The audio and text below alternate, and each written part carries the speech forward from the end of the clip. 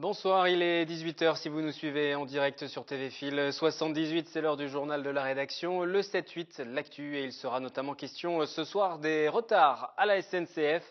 La ligne C perturbée ces dernières semaines, en cause un système qui serait trop sécurisé, les explications à suivre.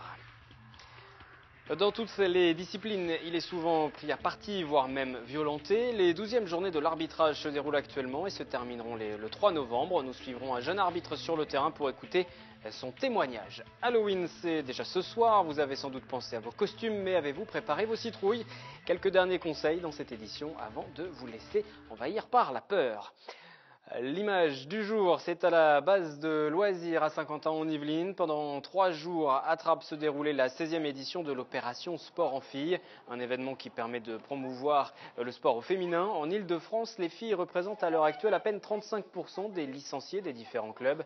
L'opération se terminait donc aujourd'hui jeudi. Sport en filles est chaque année ouvert aux jeunes filles issues des quartiers populaires d'Île-de-France. Au total, près de 400 adolescentes âgées de 12 à 17 ans ont découvert une quinzaine d'activités comme le speedball, l'escrime ou encore le karaté. Elles ont pu aussi côtoyer des athlètes de haut niveau. C'est mieux entre jouer avec les filles parce que les garçons, quand ils sont là, ils nous gâchent. Ils veulent tout faire à eux et nous laisser dans les côtés. 12-13 ans, on arrive à la phase où quand on pratique du sport depuis qu'on est petit, on arrive à la phase où on arrive, il y a les copains, l'école, etc. Donc c'est vraiment la phase où on arrête un petit peu le sport. Donc c'est vrai que continuer, c'est difficile. Je pense que ça se développe de plus en plus parce que je pense pas que ça fasse peur, c'est justement ça permet, les filles se disent que ça va se permettre de se défendre, donc je pense que c'est pas un frein pour ça. Des retards qui se multiplient ces dernières semaines à la SNCF. Les usagers de la ligne C doivent composer avec ces désagréments permanents. Comment s'explique cette situation? Voici les précisions, les réponses d'Anthony Reich, Olivier Maniscalco et Jonathan Villeman. C'est le lot quotidien de milliers d'usagers SNCF ces 2 dernières semaines, entre Paris et le sud yvelinois, sur la ligne du RERC. Et lorsque l'on arrive sur le quai le matin ou le soir, c'est souvent pour découvrir que son train est retardé, voire carrément supprimé. Quelquefois, on est bien informé, quelquefois non, pas du tout. Quelquefois, les informations sont inaudibles. Je trouve le problème, c'est qu'il n'y a pas assez du coup de navettes ou de choses qui sont mises en place pour remédier à ça, quoi. Vraiment, je dois prendre un train qui va direction opposée, après je dois me démerder pour prendre des trucs. Ils respectent pendant quelques temps au niveau des horaires, et pendant 3-4 jours, hop, ils ne respectent plus ça en fait. Donc c'est vrai que c'est un peu embêtant pour ceux qui travaillent, quoi.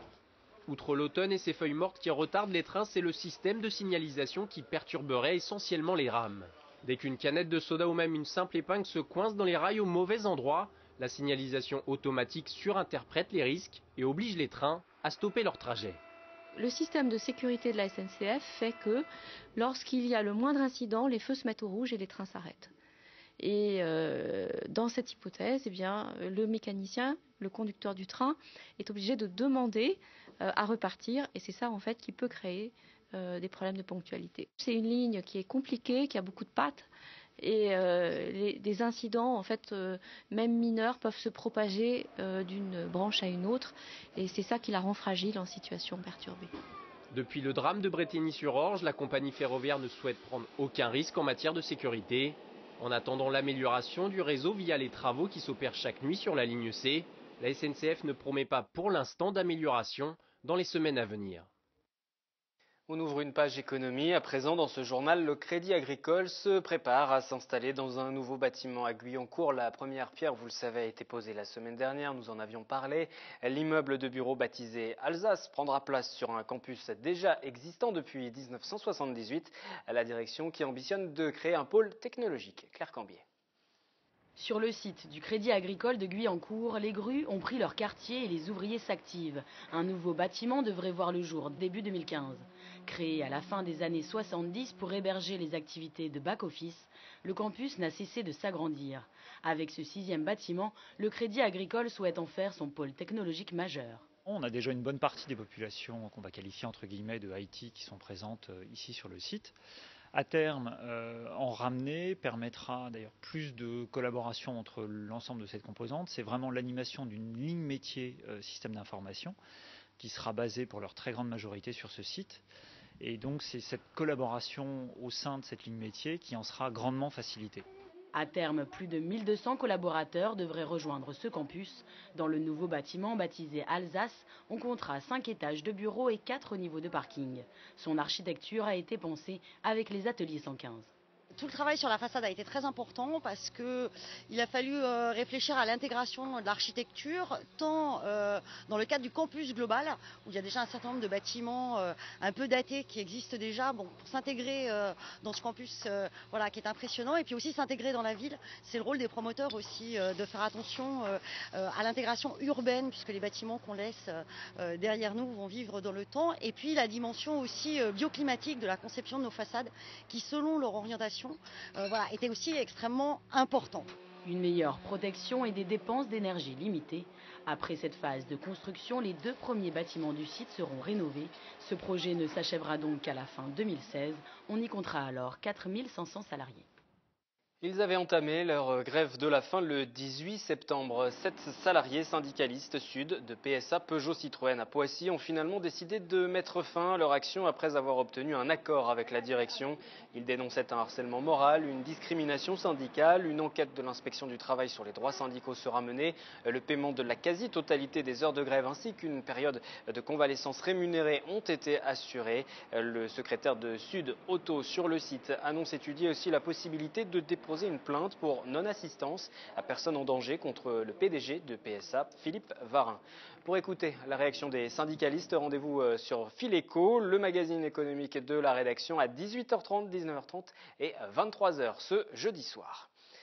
Cela fait tout juste un mois, le 1er octobre, Kevin Maladry a ouvert la première mangathèque de Versailles, un concept dérivé du Japon que l'on trouvait déjà dans les cafés manga à Paris, où on peut soit y acheter des mangas, soit les consulter sur place. À 25 ans, ce passionné s'est lancé seul. Il espère bien pouvoir encore développer son magasin. Et Yolène Torres, Patrick Jacques de Dixmude l'ont rencontré. À 25 ans, Kevin a décidé de conjuguer travail et passion. Depuis tout petit, l'univers des mangas le fascine. Après ses études de commerce et quelques années en tant que vendeur multimédia pour avoir une petite expérience du client, il se lance seul et crée la première mangathèque de Versailles. Le même concept que les cafés manga, mais il n'existait pour le moment qu'à Paris. Le principe est simple, soit on achète son manga neuf, soit on lit un manga d'occasion dans la salle de lecture. Là, donc on est à la salle de lecture qui a été fournie par beaucoup de nos clients et par moi-même.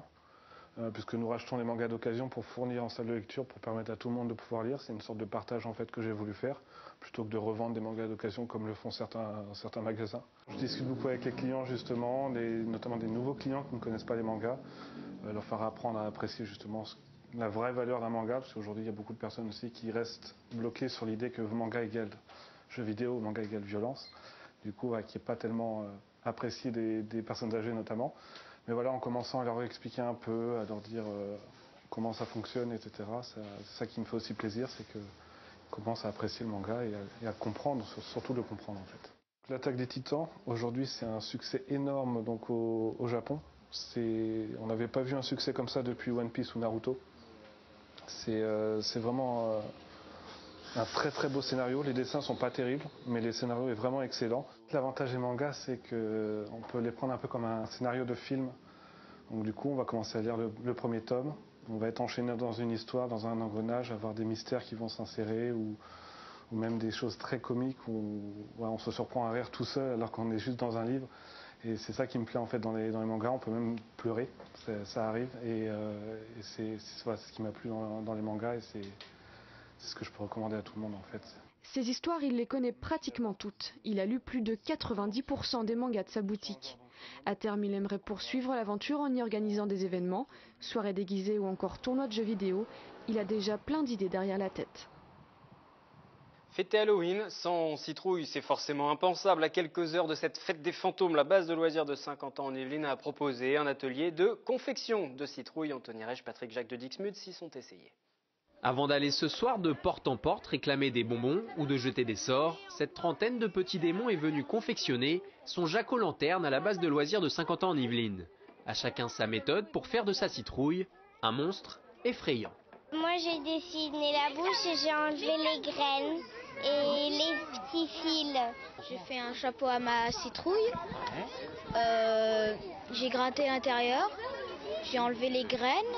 Après l'avoir lavé, les enfants ont dû vider les graines et les filaments de leur citrouille avant de creuser la chair du potiron. Malgré l'aide des parents, le résultat n'est pas toujours terrifiant. Si, ça ressemble un petit peu, les filles. Hein? C'est une vraie citrouille? Oui. Hein? Et Hermine? C'est une vraie citrouille gentille. Cet atelier est aussi l'occasion de faire découvrir aux enfants que la citrouille n'est pas que le petit monstre illuminé d'Halloween. Suivant les citrouilles, certaines graines se mangent ou pas. Alors après, je ne les connais pas toutes, pour être très honnête. Je sais que la graine du potimarron grillé, on peut la manger un peu salée à l'apéritif, c'est très très bon. On trouve aujourd'hui des pains aux graines de potiron, graines de potimarron, etc. Donc effectivement, presque tout se mange. Et pour le reste de la citrouille, les poules de la ferme s'en chargeront avec plaisir. Après avoir goûté à la soupe, ces petits démons pourraient peut-être vous effrayer une fois la nuit tombée. Et joyeux Halloween, forcément. La suite de ce journal sera consacrée aux journées de l'arbitrage. Vous entendrez le témoignage d'un jeune arbitre qui a rencontré des violences sur le terrain lors d'un match. Mais déjà retour sur l'actualité du jour avec ces retards qui s'accumulent ces dernières semaines à la SNCF. Les usagers de la ligne C qui doivent composer avec les désagréments permanents. Comment s'explique la situation? La réponse avec Anthony Reich, Olivier Maniscalco et Jonathan Hillman. C'est le lot quotidien de milliers d'usagers SNCF ces 2 dernières semaines, entre Paris et le sud yvelinois, sur la ligne du RERC. Et lorsque l'on arrive sur le quai le matin ou le soir, c'est souvent pour découvrir que son train est retardé, voire carrément supprimé. Quelquefois, on est bien informé, quelquefois non, pas du tout. Quelquefois, les informations sont inaudibles. Je trouve le problème, c'est qu'il n'y a pas assez du coup de navettes ou de choses qui sont mises en place pour remédier à ça, quoi. C'est vraiment, je dois prendre un train qui va direction opposée, après je dois me démerder pour prendre des trucs. Ils respectent pendant quelques temps au niveau des horaires et pendant 3-4 jours, hop, ils ne respectent plus ça en fait. Donc c'est vrai que c'est un peu embêtant pour ceux qui travaillent, quoi. Outre l'automne et ses feuilles mortes qui retardent les trains, c'est le système de signalisation qui perturberait essentiellement les rames. Dès qu'une canette de soda ou même une simple épingle se coince dans les rails au mauvais endroit, la signalisation automatique surinterprète les risques et oblige les trains à stopper leur trajet. Le système de sécurité de la SNCF fait que lorsqu'il y a le moindre incident, les feux se mettent au rouge et les trains s'arrêtent. Et dans cette hypothèse, eh bien, le mécanicien, le conducteur du train, est obligé de demander à repartir. Et c'est ça en fait qui peut créer des problèmes de ponctualité. C'est une ligne qui est compliquée, qui a beaucoup de pattes. Et des incidents, en fait, même mineurs, peuvent se propager d'une branche à une autre. Et c'est ça qui la rend fragile en situation perturbée. Depuis le drame de Brétigny-sur-Orge, la compagnie ferroviaire ne souhaite prendre aucun risque en matière de sécurité. En attendant l'amélioration du réseau via les travaux qui s'opèrent chaque nuit sur la ligne C, la SNCF ne promet pas pour l'instant d'amélioration dans les semaines à venir. Jusqu'au 3 novembre se déroulent les 12e journées de l'arbitrage. Elles permettent de mettre en valeur le rôle de l'arbitre sur les terrains de sport, si souvent critiqué dans le football actuel notamment. Nous sommes allés à la rencontre de Nicolas Perron. Après avoir été agressé sur le terrain, ce jeune arbitre yvelinois continue pourtant d'exercer ce qu'il considère comme une passion. Anthony Reich l'a rencontré. En décembre 2009, sa carrière d'homme en noir aurait pu basculer. Lors d'une rencontre de U17 entre Versailles et Elancourt, Nicolas Perron accorde un but contre l'avis d'un juge de touche bénévole. En l'espace de quelques secondes, le match dégénère. Toute l'équipe qui s'est pris le but vient vers moi pour me mettre la pression. Donc à ce niveau-là où il y avait l'assistant, donc j'étais en train de lui expliquer qu'il n'y avait pas hors-jeu, donc on accordait le but. Et toute l'équipe est venue pour me mettre la pression. J'ai vu le joueur qui a commencé à me courir après. Et donc à ce moment-là, j'ai commencé à courir pour m'enfuir en espérant que les dirigeants arrête les joueurs. Nicolas est alors roué de coups avant d'être protégé par son père. La police doit intervenir. Le jeune arbitre de 19 ans dépose plainte et le district des Yvelines prononce notamment 20 ans de suspension et d'interdiction de jouer pour 2 joueurs. De son côté, cet ancien arrière-gauche a gagné son propre match en continuant d'arbitrer. Il possède désormais le statut de jeune arbitre de fédération et dirige des rencontres de moins de 19 ans nationaux. Depuis l'âge de 13 ans, Nicolas a appris sifflet à la bouche, à diriger le jeu, protéger les acteurs, mais surtout laisser vivre le ballon. Toute une batterie de compétences que les journées de l'arbitrage mettent à l'honneur. Les personnes qui regardent le match ne voient pas quand l'arbitre fait quelque chose de bien. Par exemple, quand il y a peut-être une petite faute qui laisse l'avantage et qu'au final il y a but, les gens ils vont dire ouais magnifique but, mais personne va se dire au départ de l'action, c'est l'arbitre qui a pris une bonne décision. Tous les 3 ans, plus de la moitié des 27 000 hommes en noir recensés par la Fédération française de football abandonnent le terrain. Avant de recevoir dans un instant un arbitre justement sur ce plateau pour discuter avec lui de ces journées nationales de l'arbitrage et évoquer son témoignage, je vous propose de vous écouter, vous donner la parole. À présent, c'est notre question du jour. Vous le savez, chaque soir, tout au long du journal, vous réagissez à l'actualité. Aujourd'hui, nous vous avons demandé comment faire respecter les arbitres sur un terrain de sport. Voici vos réponses. Il y a souvent des erreurs d'arbitrage dans le sport, notamment dans le foot. Et c'est pour ça, pour moi, il devrait instaurer la vidéo. Et sinon, en général, à part le foot, l'arbitre en général il fait plutôt bien son taf. Si on prend des joueurs en guise d'arbitre, peut-être qu'il y aura plus de respect. Qu'il y ait moins d'argent dans le sport, les gens seraient moins agressifs. Jouer pour le jeu et pas pour l'argent. Il faut éduquer les joueurs dès l'entraînement, dès le plus jeune âge, pour moi. Voilà. Dès qu'ils commencent l'entraînement dans un club, faut leur dire que l'arbitre a autorité sur les joueurs. Qu'ils soient meilleurs, les arbitres. Dès que les enfants ont l'habitude de côtoyer les milieux sportifs, bien qu'ils prennent l'habitude de respecter eux aussi leurs arbitres.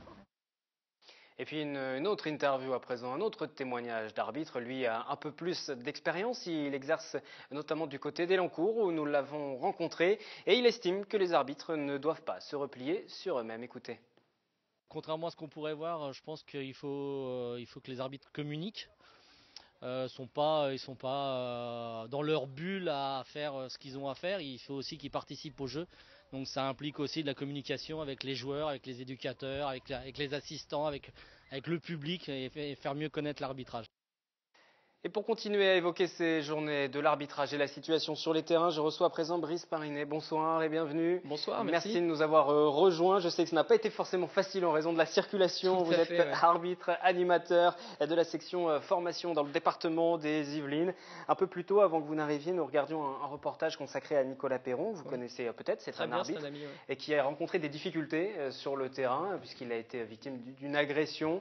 Est-ce que son cas est un cas isolé ou est-ce que c'est fréquent sur les terrains, ces difficultés rencontrées par les arbitres, ces agressions? Alors, y a une autre autorité du football qui a mesuré, et en gros, il y a 97% des matchs qui se passent très bien. Donc, c'est une très grosse minorité. D'ailleurs, Nicolas est l'un des rares arbitres à avoir été frappé dans les Yvelines. Et vous avez vécu vous-même ce genre de situation? Non, en tout cas, senti que la situation pouvait dégénérer? Bon, il y a eu des matchs tendus, mais jamais senti de situation pouvant amener à prendre un coup. Parce qu'on parle de violence, d'agression, mais il n'y a pas que ça. Il y a aussi des petites phrases tout au long du match, des attitudes, il y a des on va dire des incivilités. Oui, tout à fait. Bon, ça fait partie des choses qui arrivent, mais globalement, ça se passe quand même plutôt bien. Globalement. Et comment on peut l'expliquer que les arbitres, quelquefois, ne soient pas respectés? Ça, c'est une vaste question. Après, ça fait bien sûr partie peut-être de quelque chose de plus global, d'une remise en cause de l'autorité et à mon avis surtout un problème d'éducation. Mais après, c'est assez compliqué. Est-ce que vous pouvez intervenir? Vous, notamment, vous êtes animateur d'une section de formation dans le département. Vous intervenez pour expliquer que l'arbitre, c'est un joueur aussi comme un autre. Il faut aussi le respecter. Alors, bien sûr, on intervient déjà auprès des éducateurs qui sont les premiers à former les jeunes. Dans le cadre de leur processus de formation, le district des Yvelines est l'un des districts qui a gardé en fait la capacité à former les éducateurs avec une partie arbitrage. Et donc de fait, c'est plus facile pour nous de toucher ce public qui est celui des éducateurs et eux retransmettre derrière notre message. Après, on peut aussi se déplacer dans les clubs. Ça a été le cas. Je sais que l'année dernière, je suis quelquefois déplacé dans les clubs qui sont d'ailleurs demandeurs. Et alors, quand on parle de ces violences dans le sport, on évoque souvent le cas du football. Pourquoi le football plus que dans les autres sports? Ces journées nationales de l'arbitrage, on va quand même le rappeler, il y a plusieurs fédérations qui sont associées de sports collectifs, que ce soit le basket, que ce soit le hand ou donc le football, mais en général on évoque plutôt les violences envers les arbitres dans le football. Parce une idée reçue, déjà le football, c'est le plus grand nombre de licenciés en France, c'est le sport le plus populaire, du moins le plus médiatisé. Et donc bien sûr, je pense que c'est plus facilement relayable. Maintenant, il y a de ça 2 semaines, il y a 2 arbitres de rugby qui se sont fait frapper.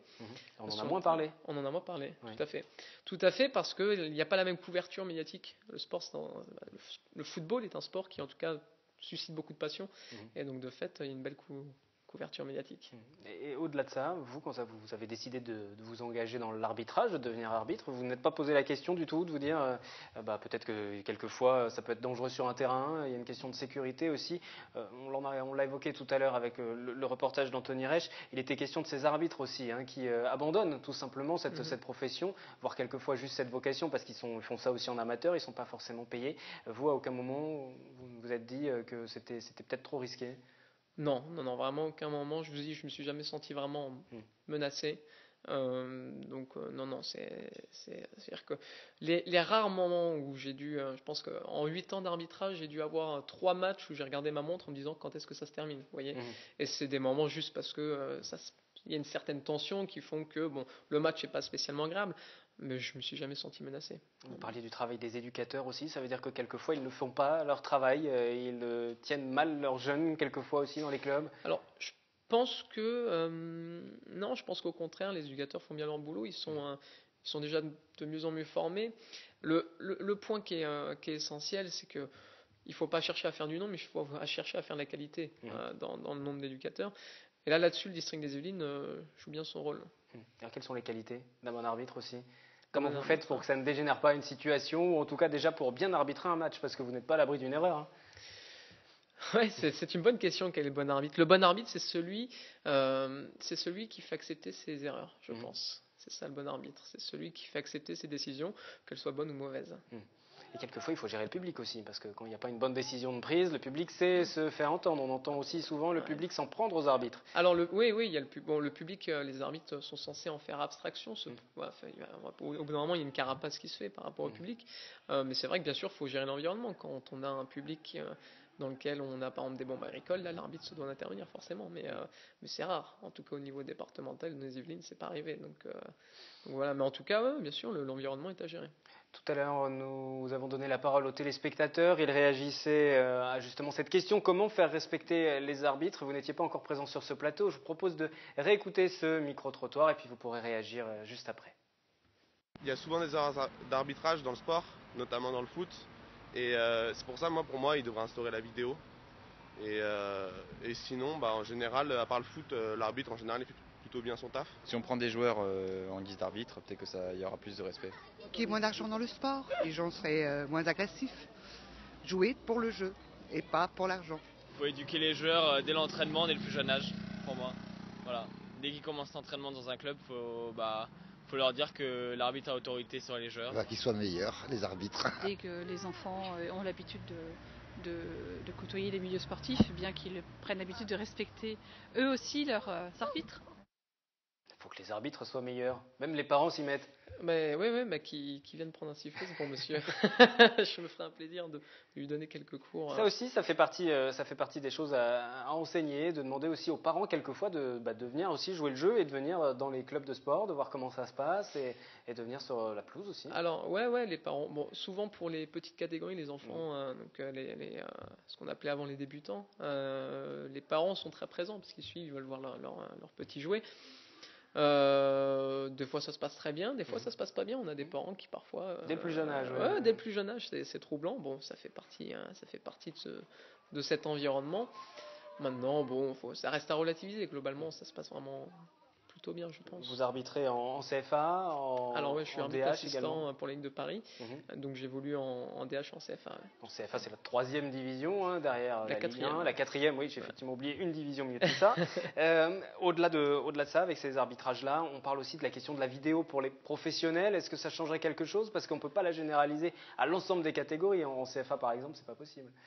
Oui, bien sûr. Bon, il y a plusieurs thèmes qui vont contre la vidéo et plusieurs gens qui sont pour. Bon, je rentrerai pas dans ce débat. Et vous êtes plutôt pour? Moi, à titre personnel, je suis plutôt contre pour diverses raisons. Mais déjà, il y a quand même le principe de l'universalité du football et des lois du jeu. Donc, de fait, les lois doivent être les mêmes à Chambourcy qu'elles ne sont à Marseille, à l'OM. Donc de fait, ça pose un problème la vidéo là-dessus. Une raison pour laquelle vous êtes contre la mise en place de la vidéo? Parce que par moment, l'arbitre peut être amené à prendre une décision ce qu'on appelle le pouvoir discrétionnaire, qui pour calmer le jeu, pour calmer les joueurs, arriver à faire baisser la tension, peut faire exprès de se tromper pour donner voilà, une sanction qui va calmer, une décision pardon, qui va calmer tout le monde. Et de fait, la vidéo mettrait vraiment ça en exergue. Et c'est à mon avis pas une bonne chose. Il faut laisser de l'humain. Faut laisser de l'humain dans tout le ça, football. Il faut laisser de l'humain et que chacun puisse s'entendre avec les arbitres aussi. Merci à vous. Merci d'être venu sur ce plateau. Et je le rappelle, ça n'a pas été forcément évident. Alors, non, mais c'est très très plaisir gentil de nous avoir rejoints en raison de la circulation.